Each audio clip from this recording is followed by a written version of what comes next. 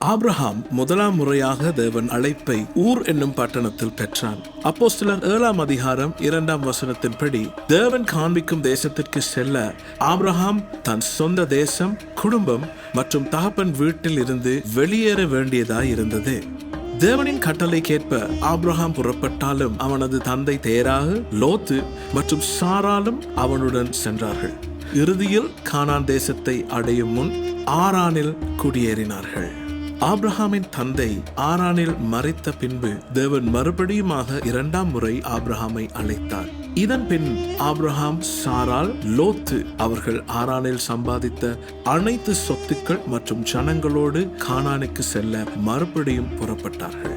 சில காலத்தின் பின் ஆபிரகாம் மற்றும் லோத்துவின் முகாம்களுக்கு இடையே மோதல்கள் எழுந்த போது ஆபிரகாமும் லோத்தும் அவர்களின் தனித்தனியான வழிகளில் சென்றார்கள். வாழ்க்கையில் உங்களோடு பயணிக்கும் நபர்கள் நிச்சயமாகவே தேவராஜ்யத்திலும் தேவன் உங்கள் மேல் வைத்திருக்கும் நோக்கத்திலும் தாக்கத்தை ஏற்படுத்துவது உறுதி.